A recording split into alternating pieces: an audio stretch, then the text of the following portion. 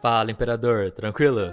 Irmão, é o seguinte, se você já foi numa balada, tem amigos que vão em baladas, ou se você nunca foi, mas um dia pensa em conhecer uma balada, você precisa ver esse vídeo. Você precisa ver esse vídeo porque hoje eu vou te contar uma história.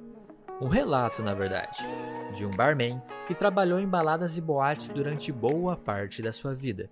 E durante esse tempo ele percebeu alguns padrões de comportamento humano, tanto dos homens quanto das mulheres. Ele relatou a sujeira que acontece debaixo dos panos, que afeta diretamente cada pessoa que paga para entrar num lugar desses. E para que fique bem claro aqui, eu não conheço o autor desse relato. Eu apenas li ele num fórum na internet e achei as informações tão impactantes que eu resolvi compartilhar elas com vocês. Então tudo que eu vou dizer aqui não é a minha opinião, não é uma verdade absoluta, e sim apenas um relato de um barman desconhecido. Portanto, a moral da história e as possíveis interpretações é de responsabilidade de cada um. Apenas no final do vídeo eu vou dizer a minha opinião sobre o assunto e fazer algumas observações e reflexões. Então se você curtiu a ideia desse vídeo, já deixa sua coroa aí nos comentários, para eu saber que você passou por aqui. E o meu nome é Bruno Costa e vamos direto ao que interessa. Abre aspas. Durante uma boa parte da minha vida, eu trabalhei como barman. E observando bastante a vida das pessoas que estavam do outro lado do balcão, eu percebi que tudo que eu já tinha ouvido falar sobre baladas e boates era verdade. As entradas para as mulheres são sempre cortesias, e os homens pagam caro. E não se engane achando que a entrada das mulheres é por conta da casa, que elas simplesmente entram de graça, pois na verdade, quem paga essa conta são os homens. Se um homem paga R$30 para entrar, ele está pagando R$15 da entrada dele e R$15 da entrada de uma mulher, que não teve que pagar absolutamente nada. Os donos desses lugares jamais levam prejuízos e nada é de graça. Nos bares sempre tem as bebidas originais que são bem guardadas e destinadas aos VIPs. Já os pobres coitados que não são ricos consomem bebidas falsificadas. Para você ter uma ideia, todas as bebidas são compradas a preço de banana. Se você paga R$250 numa garrafa de uísque, pode ter certeza que ela foi comprada por no máximo R$60. E nos bares que eu trabalhei, os donos compravam latinhas de cerveja por R$1,45 no próprio supermercado e revendiam a R$5, R$6, R$7. Todos os panfletos, propagandas, pulseiras de camarote, copos e bonés e outros brindes, tudo isso é friamente pensado pelos organizadores para vender uma enorme ilusão. De tal forma que faça o nerd jogador de Minecraft se sentir à vontade de sair de casa e ir lá gastar o seu dinheiro achando que vai se dar bem. É só vocês observar. Observem bem na cidade de vocês como são as propagandas.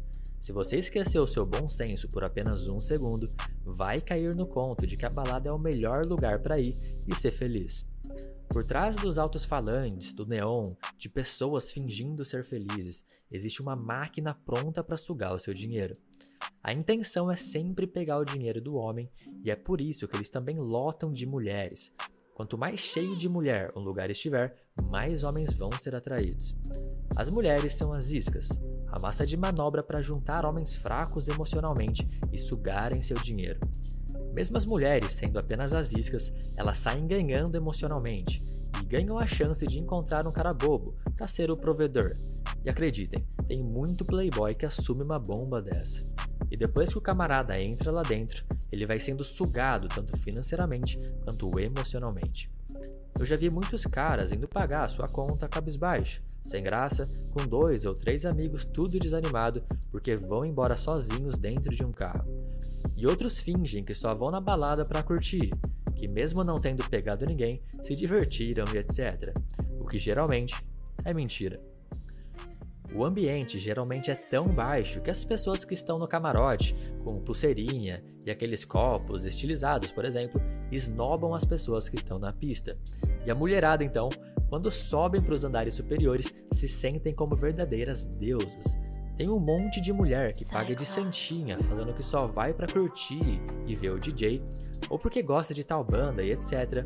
Mas na realidade só vão pra dar toco nos caras e ter o seu ego inflado. Elas não gostam de transar, não gostam de beber, não gostam de nada, só de se sentirem poderosas. Eu falo isso porque eu trabalhei no bar de camarote. A minha função era apenas preparar coquetéis e servir bebidas, nada mais. E eu também não abria exceção nenhuma para favorzinho. Eu ouvia muitas mulheres dizendo que estudavam medicina ou direito, que estavam acompanhadas de fulano de tal, que eu tinha que fazer o que elas mandavam. E eu nunca fazia. Eu já tive que chamar segurança para me defender, porque os ricões, além de bobos, ainda queriam pagar de machões, e iam lá para tirar satisfação do porquê que eu não levei algo para a mesa deles e etc, sendo que existem garçons para isso. E falando em garçons, pobres coitados, eram os que mais sofriam. Raramente eu trabalhei com o mesmo garçom por mais de 2 meses. Eles não aguentam. Eles chegam na mesa e geralmente são ridicularizados, feitos de trouxa pelos homens que querem bancar os machões e pelas mulheres que se sentem poderosas. É realmente um trabalho de cão. A maioria dos garçons e dos barmans eram estudantes, caras feios, magros, que apenas precisavam de uma grana extra. E quando topavam de servir uma mesa cheio de caras ricos, mulheres bonitas e etc, putz cara, dava dó. Eles eram motivo de piadas. Você via nitidamente que o emocional dos caras estava destruído. Prosseguindo, era praxe eu ouvir comentários de fulanas e ciclanos que tinham herpes. Pois é, cara, com o tempo você vai pegando amizade com alguns caras, seguranças e as fofocas correm. Mulheres bonitas que só frequentam camarote tinham histórias muito cabulosas. E são essas mulheres que vão se casar aos 30 anos de idade com um cara totalmente inocente que jamais vai saber do passado negro dela. Eu já vi alguns casais por aqui. Um cara gente fina que mal saía de casa junto com uma mina que era um carrapato de boate. E agora eu vou te contar algumas histórias cabulosas que eu já vi e ouvi. Começando pelas bebidas, coisas que os barmans geralmente são obrigados a fazer. Primeiro, a maioria das pessoas não bebem as cervejas completamente, e elas sempre voltam para o bar ou ficam espalhadas pelo lugar. Perto do fim da festa, alguns barmans despejam toda essa sobra de cerveja num balde, e saem enchendo as garrafas novamente. Depois colocam a tampinha e botam para gelar. As cervejas, logicamente, vão ficar chocas. Por isso, só devem começar a ser servidas após as 2 da manhã, por exemplo, onde todo mundo já está bêbado e nem vai notar se tiver algo de estranho. E como os barmans sempre abrem as garrafas para os clientes, eles nunca desconfiam das tampas frouxas. Segundo, os sucos naturais não são naturais. É apenas suco de saquinho do mais barato, batido no liquidificador. Ele fica consistente e espumoso, como um suco de fruta. E restaurantes também fazem essa mesma jogada. Terceiro, quase sempre a gente recebia ordens para marcar alguma coisa a mais na comanda do cliente, se ele aparentasse estar muito bêbado. Quando eles iam pagar, ficavam putos com as meninas do caixa, mas se a coisa apertasse muito, já vinha um segurança para intimidar. E no final, o cara sempre pagava, não tinha jeito. Quarto, as porções nunca jogavam fora. Eu já vi cozinheira tirando cinzas de cigarro de um resto de porção de batata e guardando para usar com outra pessoa que comprava a porção. Tomem bastante cuidado, porque vocês nunca vão saber o que realmente estão consumindo. E isso não vale só para boate, vale para restaurante, lanchonete e etc. Quinto, para atrair homens para a festa, o promoter dava brindes, cortesias e até dinheiro para algum grupo de meninas fazer volume na entrada da boate. Já dava as instruções para elas irem super maquiadas, roupas curtas e ficarem bem invisíveis. A panfletagem nas ruas e nas faculdades era sempre feito por meninas bonitas e com roupas curtas. O próprio promoter que cuidava da festa fazia uma propaganda ferrenha no Facebook. Para cada 5 mulheres que ele marcava no post, ele marcava um homem, por exemplo, e pedia para as meninas confirmarem presença no evento divulgado no Facebook. Tudo isso para dar a impressão que naquela festa tem mais mulher do que homem. Então, o homem escravoceta, solitário e carente via aquele harém pela bagatela de R$30 o ingresso. Era a casa cheia na certa. A maior dificuldade é sempre fazer o homem entrar na boate, porque depois que ele tá lá dentro, já era. Agora, um pouco do lado obscuro sobre as mulheres e putaria. As mulheres nunca me cantaram no balcão com um real interesse em mim. Geralmente, aparecia uma mediana que estava de favor na festa, jogava um charme pra cima de mim para tentar descolar um drink de graça. E como eu não dava, elas saíam nervosas e davam chiliques. Elas sempre pediam pro acompanhante delas levantar e buscar a bebida dela no bar. Jamais ela ia sozinha ou ia junto com ele. E nesses momentos, nesse prazo de 5 a 10 minutos, é onde ela flertava com muitos outros homens. Banheiro de deficiente físico sempre foi usado como quarto de sexo. Isso era unânime em todas as casas que eu trabalhei e eventos que fiz. Era só jogar um, entre aspas, café na mão do segurança que o próprio segurança vigiava a porta para não deixar ninguém interromper a transa. Tinha vezes que garotas de programa trabalhavam discretamente nos eventos, em parceria com os seguranças. Elas davam uma grana para eles e ela fazia o trabalho. A mesma menina, que nem parecia puta, às vezes transava com 3 ou 4 caras na mesma noite, sem ninguém nem desconfiar que rolava uma fita dessa lá dentro. Muita gente fingia ficar bêbada pra ter desculpa pra fazer merda. Isso eu via muito, e a maioria era sempre mulheres. Elas subiam na mesa, faziam danças sensuais, ligavam pro ex, pegavam no pau dos caras, traíam seus namorados, enfim, fingindo estar completamente bêbadas. E eu sabia que era fingimento, porque eu tinha um certo controle de quem bebia no bar.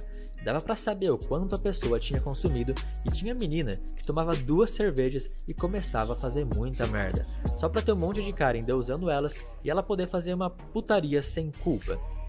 Certa vez, eu trabalhei num evento que veio uma DJ da Espanha, se eu não me engano. Eu sei que foi um evento que todo mundo quis ir. O lugar estava lotado, ingressos caros e etc. Tinha uma menina que estava lá dentro, mas queria passar mais 5 amigas para dentro da festa. E o segurança, obviamente, não deixava. Até que uma delas ofereceu um boquete para ele. E nem foi o cara que pediu, a própria menina ofereceu. E obviamente, ele não o recusou. Eles deram um jeito de ir pro estacionamento da fazenda e mandou ver. E entrou às 5. Depois eu vi essa mesma menina beijando um playboy na mesma festa, o que me embrulhou o estômago. E com o tempo, ela foi ganhando fama de boqueteira entre os seguranças. Então em toda a festa grande, os caras quase saíam no tapa para decidir quem ia ficar na portaria, porque todo mundo já sabia que ela ia aparecer por ali. Afinal, ela não tinha grana para entrar, mas ela queria estar no meio dos playboys. Ela virou figurinha marcada, mas depois sumiu. Até que um certo dia, num barzinho, eu tava na porta conversando com um segurança, e ela me desce do carro de mãos dadas com um playboy.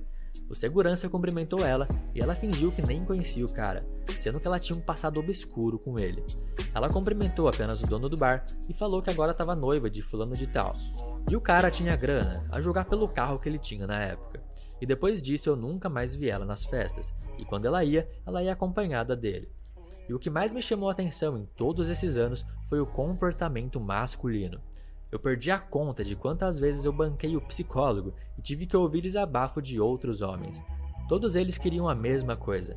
Eles queriam ouvir que a esposa era a exceção, que mesmo traídos deveriam dar uma segunda chance, que ele era o errado da história e etc. Nenhum aceitava qualquer ponto de vista diferente, em que a sua companheira fosse uma pessoa ruim. E às vezes eles até discutiam comigo, defendendo a esposa após eu aplicar pequenas injeções de verdade. Mas com o tempo eu percebi uma coisa. Eu percebi que era inútil tentar salvar alguém, porque existem homens que se acomodaram a viver numa lama emocional que até tem medo de sair dali. Fecha aspas. E esse foi o relato de um barman desconhecido. E como prometido, eu vou fazer algumas rápidas observações e tentar te passar algumas lições de vida que podemos tirar desse relato. Primeiro, tome sempre muito cuidado com aquilo que você consome. Seja na balada ou até mesmo no restaurante, a gente não sabe quem preparou aquilo e muito menos como foi preparado. Não só comida, cara, bebidas também. Na real, o principal é a bebida, que naturalmente já ferra com a sua saúde, então imagina bebida de péssima qualidade.